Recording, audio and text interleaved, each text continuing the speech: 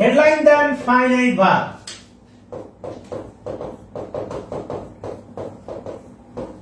Headline then finite verb. আচ্ছা, এবার একটু খেয়াল করে দেখেন, ফাইনাইট ভার্ব প্রথম বাক্য লিখেন টেন্স চেনা যায়। একটা কথায় লিখেন টেন্স চেনা যায়। ফাইনাইট ভার্ব আমরা ভার্বের চ্যাপ্টারে গিয়ে দেখব।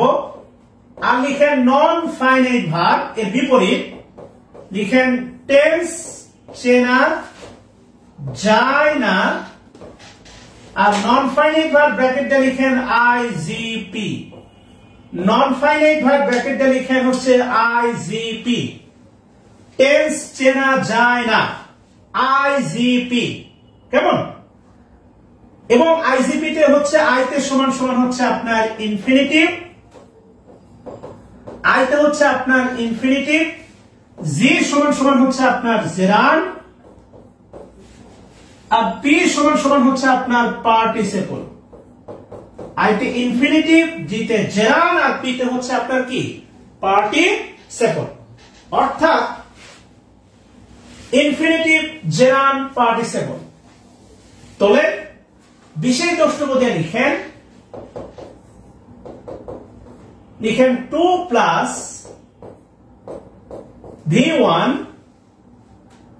এরপর লিখেন ভার্বের সাথে আইএনজি, এরপর লিখেন V3। এই তিনটি ফিগার নন ফাইনাইট ভার্ব, এরা ব্যতীত সবই ফাইনাইট, এরা ব্যতীত সবই ফাইনাইট ভার্ব। এই তিনটি ফিগার হচ্ছে নন ফাইনাইট ভার্ব, আর এরা ব্যতীত সবই হচ্ছে আপনার ফাইনাইট ভার্ব। আচ্ছা, এই তিনটা ফিগার মনে রাখবেন, খুবই গুরুত্বপূর্ণ তিনটা ফিগার। একটা 2 প্লাস V1, একটা ভার্বের সাথে আইএনজি, আর একটা হচ্ছে আপনার V3। এই তিনটা ফিগার 2 প্লাস V1, ভার্বের সাথে আইএনজি আর V3, এই তিনটা ফিগার হচ্ছে আপনার নন ফাইনাইট ভার্ব। আর এই তিনটা ফিগার বাদ দিলে যত ভার্ব থাকবে সবগুলো হচ্ছে ফাইনাইট। এটা নরমাল কথা, আপনি ভালো করে জানেন। ভার্বের সাথে আইএনজি, ভার্বের সাথে আইএনজি কি হতে পারে? জেরান্ডও হতে পারে, পার্টিসিপল হতে পারে। এটা আমি আমার পেজে ক্লাস দিয়েছিলাম, অনেকে ফ্রি ক্লাস দেখছেন, আমি দেখছি 30,000 ভিউ হয়েছে। ভার্বের সাথে আইএনজি, একটা বাক্যে ভার্বের সাথে আইএনজি, এটা জেরান্ডও হতে পারে, আবার পার্টিসিপলও হতে পারে। ওই যে বললাম তো, দিদি তুমি বলে দাও আমি কার। একটি ভার্বের সাথে আইএনজি, তার দুইজন দাবিদার। কথা কি বুঝতেছেন কিনা?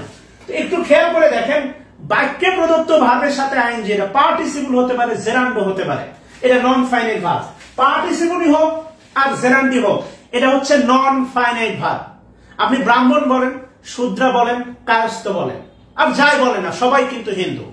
শিয়া বলেন, সুন্নি বলেন, বড় টুপি বলেন, ছোট টুপি বলেন, টুপি নাই বলেন, পাগড়ি বলেন, সবাই মুসলিম, শুধু মতবাদের পার্থক্য। সো লাইক দিস, ভার্বের সাথে আইএনজি, জেরান্ড বা পার্টিসিপল যেটাই হোক না কেন, এটা হচ্ছে নন ফাইনাইট ভার্ব। খেয়াল করে দেখেন, I am eating, I am eating, এই যে ইটিং দেখেন, eating non finite verb, eating. আর আই ইটিং বাদ দিলে যা থাকে, এই অ্যামটা হচ্ছে আপনার কি ভার্ব? Finite verb. কথা কি বুঝাইতে পারছি? তাহলে আলটিমেটলি হচ্ছে দেখেন, একটু খেয়াল করে দেখেন, ইটিংটা হচ্ছে যে ভার্বের সাথে আইএনজি, একটু ভালো করে মাথা দিয়ে খাটান। ইটিং হচ্ছে দেখেন ভার্বের সাথে আইএনজি, আর ভার্বের সাথে আইএনজি মানে হচ্ছে জেরান্ড অথবা পার্টিসিপল, আর এই অ্যামটা হচ্ছে আপনার কি? Finite verb. অর্থাৎ নন ফাইনাইট ভার্ব দিলে যা থাকে সেটা হচ্ছে ফাইনাইট ভার্ব। আপনার 10 বিঘা সম্পত্তি, আপনি এক ভাই 2 বোন, বোনরা যা পাবে দিয়ে যা থাকবে সবই কিন্তু আপনার।